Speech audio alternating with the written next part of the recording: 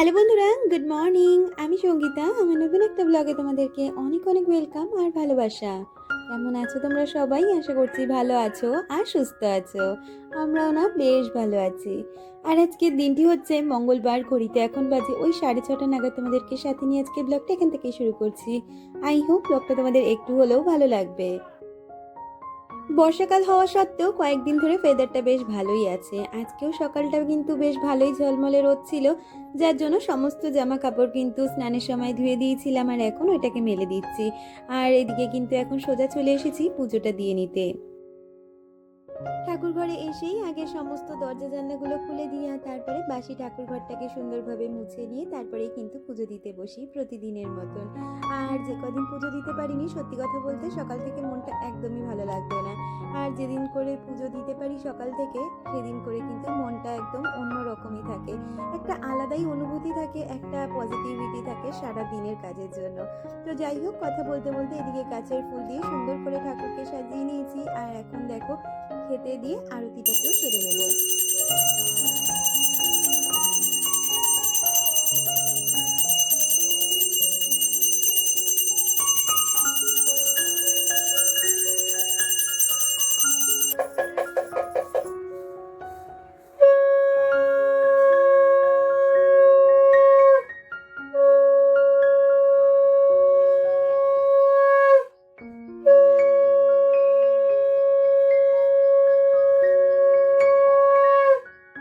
প্রতিদিনের সকালের রুটিনটা প্রায় দিনই কিন্তু একই রকম থাকে। আর তোজো যতক্ষণ না স্কুলে যাচ্ছে ততক্ষণ পর্যন্ত কিন্তু আমার একটা তাড়াহুড়ো থাকে।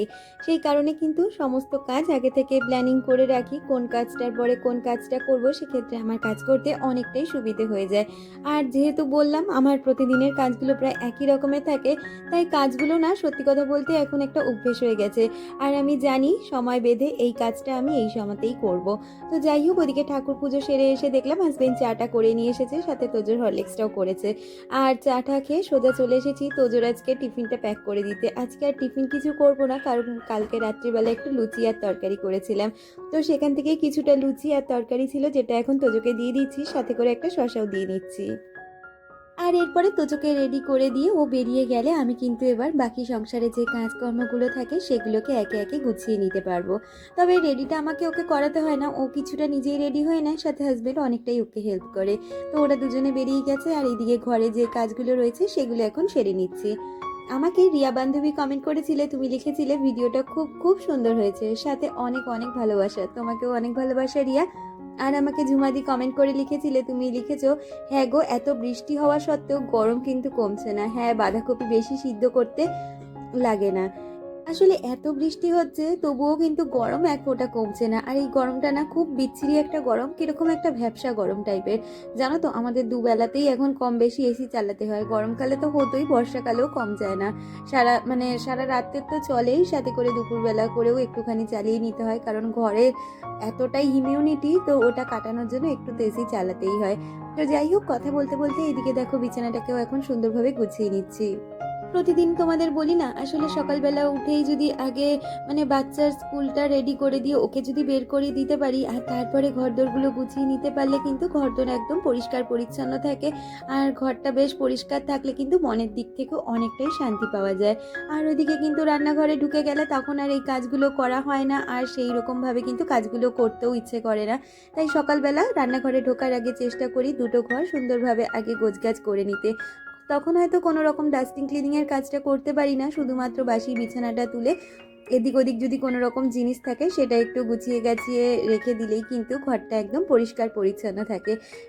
এতে করে কিন্তু ঘরটাও যেরকম পরিষ্কার থাকে, সাথে মনের দিক থেকেও অনেকটা নিশ্চিন্ত হওয়া যায় যে আমার ঘরদোর পরিষ্কার রয়েছে, মানে আমার কাজটা অনেকটাই এগিয়ে গেছে। তো যেমন কথা সেরকম কাজ। আমি কিন্তু এদিকে বিছানাটাকে সুন্দরভাবে গুছিয়ে নিয়েছি, সাথে করে যে মশারি চাদরগুলো থাকে সেগুলোকে এখন জায়গা মতন রেখে দিচ্ছি। আমাকে আগের দিনের ভিডিওতে শাকিনা কমেন্ট করেছে, তুমি লিখেছিলে খুব সুন্দর লাগলো আপনার ভিডিওটা। Thank you so much dear, এইভাবে আমার পাশে থেকো সব সময়।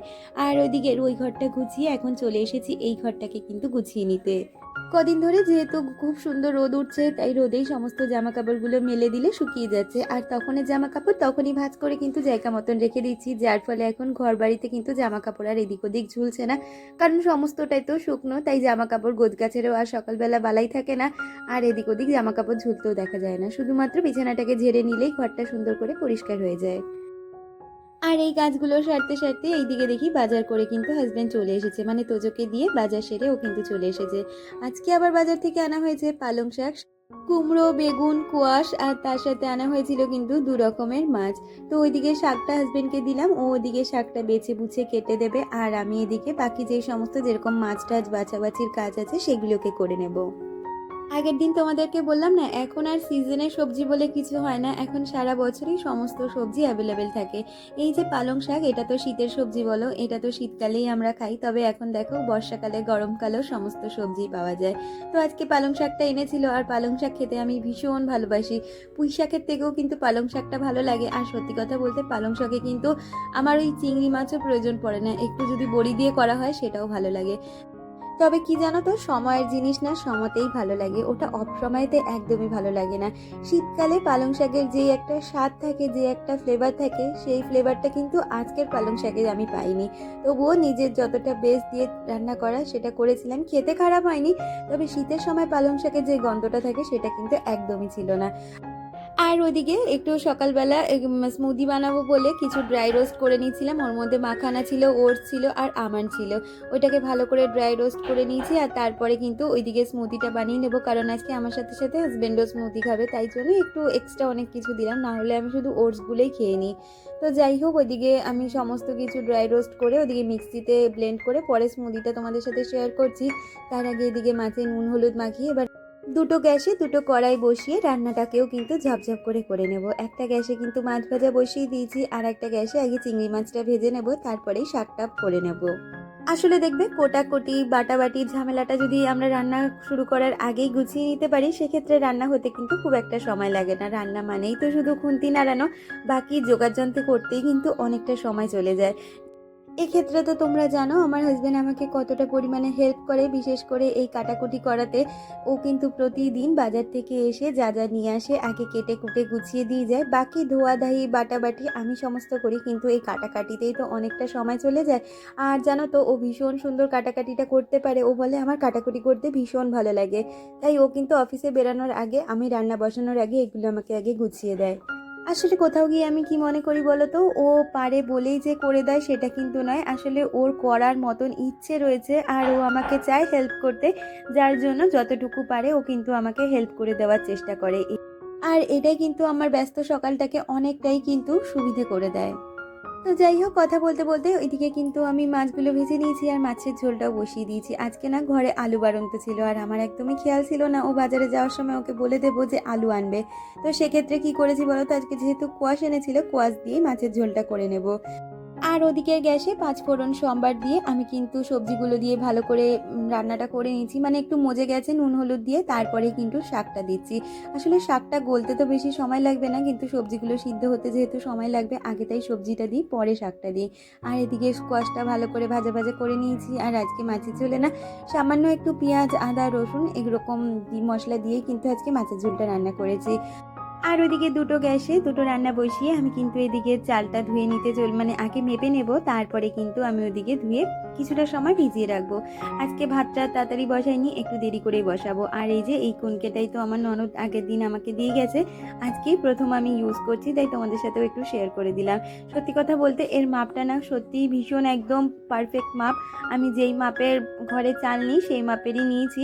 তবে আমাদের 2 কৌটো চাল একটু বেশি হয়, আমাদের 1.5 কৌটো চালে 4 জন মানুষের হয়ে যায়। তবুও আমি প্রথম দিন না একটু মানে মাপটা ভয় পেয়েছিলাম, তারপরে দেখলাম না মাপটা কিন্তু একদম পারফেক্ট রয়েছে, পরের দিন থেকে আমি ঠিকঠাক মাপে নিলেই সুবিধে হবে। তো যাই হোক, ওইদিকে চালটা মেপে নিয়েছি, সাথে করে এখন চালটা ধুয়ে আমি কিন্তু একটু মানে চালটা ভিজিয়েও রাখবো, কারণ যতক্ষণ না দুটো গ্যাস আমার খালি হচ্ছে ততক্ষণ তো চালটা ভিজবে, আর তারপরেই ভাতটা বসিয়ে দেবো। তো এদিকে দেখো মশলাটা কষানো হয়ে গেছে, আর এখন মাছের ঝোলটাও দিয়ে নিচ্ছি। ঝোলটা ফুটে উঠলে মাছগুলো দিয়ে ভালো করে ঢাকা চাপা দিয়ে সিদ্ধ করে নেব। আর এদিকে আমার কিন্তু সমস্ত শাকটাকেও কিন্তু ভালো করে সিদ্ধ করে নেওয়া হয়েছে, মানে ওই একেবারেই কড়াইতে জল তো দিই না, জল এমনিই সবজি থেকে ছাড়ে, সেটাতেই সমস্ত সবজি সিদ্ধ হয়ে যায়। আমাকে আগের দিনের ভিডিওতে হীরা কমেন্ট করেছিলে, তুমি লিখেছিলে, দিদি তুমি যখন আমার কমেন্টটা পড়ো সত্যি আমার ভীষণ ভালো লাগে। আজও ভালোবাসা দিয়ে পুরো ভিডিওটা দেখে নিলাম, অনেক ভালো লাগলো দিভাই, thank you so much dear. এইভাবে তোমরা আমার পাশে সব সময় থেকো। আর আমাকে মিতালিদি কমেন্ট করেছে, দিদি লিখেছে খুব ভালো লাগলো ভিডিওটা, তোমার রান্নার চ্যানেলের নামটা জানিও, ভালো থেকো, ভালোবাসা নিও। সঙ্গীতাস কিচেন নামে আমার রান্না চ্যানেল রয়েছে। আর তোমরা যদি চাও আমার কিন্তু এই যে চ্যানেলটা রয়েছে বংশঙ্গী ব্লগের নিচে একদম শেষের দিকে দেখবে ওই চ্যানেলটার লিঙ্ক আমি ট্যাগ করে রেখেছি, তোমরা চাইলে ওখানে গিয়ে ডাইরেক্ট সাবস্ক্রাইব করে আসতে পারো বা আমার ভিডিও দেখতেও পারো। তো যাই হোক, রান্নার সাথে সাথে এখন রান্নাঘরটাকেও প্রতিদিনের মতন পরিষ্কার করে নিচ্ছি। কন্টেনারগুলোকে একটু ভালো করে মুছে নিয়ে এই সেলফটাকেও ভালো করে পরিষ্কার করে নিচ্ছি। আর রান্না শেষে আজকে ইচ্ছে আছে একটু লিকুইড জেল দিয়ে ভালো করে রান্নাঘরটাকে পরিষ্কার করে নেব। আসলে ঘর বাড়ির সাথে সাথে প্রতিদিন যদি রান্নাঘরটাকেও আমরা পরিষ্কার করে নিতে পারি তাহলে কিন্তু প্রতিদিনের যে রান্নাঘরের একটা তেল চিটচিটে ভাব বা নোংরা সেটা কিন্তু কখনোই হয় না। আমার রান্নাঘরে তোমরা কোথাও এসে তেল চিটচিটে ভাব দেখতেই পারবে না, কারণ প্রতিনিয়ত রান্নার সাথে সাথে আমি কিন্তু রান্নাঘরটাকেও পরিষ্কার করে নেওয়ারই চেষ্টা করি। আর এদিকে দুজনের জন্য স্মুদি বানিয়েছিলাম, ওইটা ব্লেন্ড করে দিয়েছিলাম, যেগুলো ড্রাই রোস্ট করেছিলাম। তার সাথে 4টে মতন কলা দিয়েছি আর দুধ দিয়ে করেছি। হাজব্যান্ড যেহেতু একদম মানে টক খেতে পারে না, তাই টক দই দিইনি, শুধু দুধ দিয়ে করেছি আর ওপর থেকে একটু চিয়া সিড দিয়েছি। আর এটা কিন্তু আজকে সকালে আমাদের দুজনে ব্রেকফাস্ট ছিল। আর ব্রেকফাস্টটা করে দেখলাম এদিকে রান্নাবান্নাগুলো মোটামুটি কমপ্লিট হয়ে গেছে, মানে শাকটা হয়ে গেছে, তাই শাকটাকে আগে নামিয়ে নিলাম, তারপরে মাছের ঝোলটা নামিয়ে নিয়ে ভাতটা বসিয়ে দেবো। আর আজকে বেশ কিছুটা সময় অপেক্ষা করছিলাম ভাতটা হওয়া অবধি, কারণ ভাতটা নামিয়ে তারপরেই রান্নাঘরটাকে সুন্দর করে পরিষ্কার করে নেব। আমাকে আলপনা দি আগের দিনের ভিডিওতে কমেন্ট করেছিলে, তুমি লিখেছিলে খুব সুন্দর হয়েছে ভিডিওটা। আর অপর্ণা দি কমেন্ট করেছিলে, তুমি লিখেছিলে তোমার ব্লগগুলো খুব ভালো লাগে এবং তোমাকেও ভীষণ ভালো লাগে, লাভ ইউ ডিয়ার। এইভাবে তোমরা আমার পাশে সবসময় থেকো। আর কিয়া মল্লিক আমাকে কমেন্ট করেছিলে, তুমি লিখেছিলে খুব ভালো হয়েছে ভিডিওটা, তোমার ব্লগটা আর তোমার কাজ রেসিপিগুলো দেখতে খুব ভালো লাগে।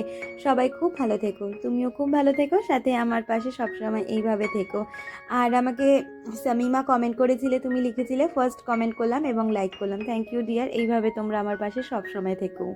আর এই তো সমস্ত রান্নাবান্না হয়ে গেছে। আর আমি যেই লিকুইডটা দিয়ে জামা কাপড় কাচি ওই লিকুইডটা না এত ভালো, সেটা দিয়েই আজকে ভালো করে রান্নাঘরটাকে সুন্দর করে পরিষ্কার করে নিচ্ছি। আসলে প্রতি মাসে না আমাদের ডিপ ক্লিনিং করার তো প্রয়োজন পড়েই না, যদি আমরা রান্নার পরে কিছুটা সময় রান্নাঘরকে দিতে পারি সেক্ষেত্রে রান্নাঘর কিন্তু সব সময়ের জন্য একদম ঝকঝকে আর চকচকে থাকবে।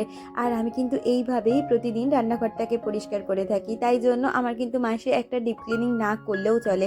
তবে রান্নাঘর যেহেতু আমাদের বিজিএস প্লেস, সেক্ষেত্রে বলবো সেটাকে স্কিপ করা কখনোই যাবে না, মাসে একবার করে হলেও কিন্তু রান্নাঘরটা ডিপ ক্লিনিং করতে হবে।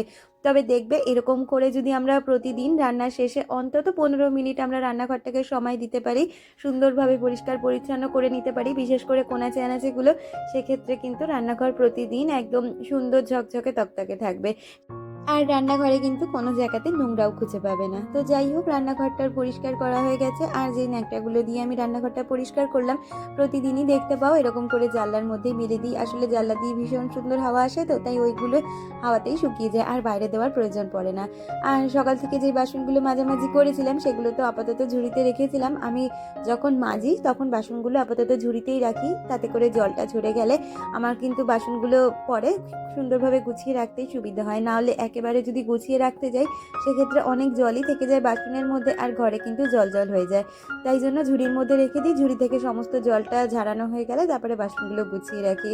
আর বাসনগুলো গুছিয়ে নেওয়ার পরে আমি কিন্তু ঘরটাকেও সুন্দরভাবে পরিষ্কার করে মুছে নিয়েছিলাম। আসলে কি বলতো, এইগুলো হচ্ছে আমার প্রতিদিনের কাজ, আর এই কাজগুলোই এখন আমার কিন্তু একটা অভ্যেস হয়ে গেছে। এই কাজগুলো আমি যদি না করি তাহলে কিন্তু আমি সুস্থ থাকতেই পারবো না, আমার শরীরের মধ্যেই একটা অন্যরকম অনুভূতি কাজ করবে। যার জন্য এই কাজগুলো কিন্তু আমি প্রতিনিয়ত একটা অভ্যেসের মতন করে নিই। আর তোমরা তো জানোই আমি সকালটা অনেক তাড়াতাড়ি শুরু করি, আর সকাল থেকে এই সমস্ত কাজ বাজগুলো আমার মোটামুটি 11টা সাড়ে 11টার মধ্যে শেষ হয়ে যায়। তারপরে যেই সময়টা পাই সেটা কিন্তু আমার কাছে বিশেষ একটা সময়, আমি ওই সময়টা নিজেকে দিতে পারি। আসলে সংসারের কাজগুলো করতে ভালোবাসি মানে এই নয় সারাটা দিন সংসারের কাজ করব। আমরা যদি ছোট ছোট একটু বুদ্ধি অ্যাপ্লাই করে সংসারের কাজগুলো সময় বেঁধে করে নিতে পারি সেক্ষেত্রে কাজগুলো কিন্তু একদম সুন্দরভাবে সময়ের মধ্যে হয়ে যায়।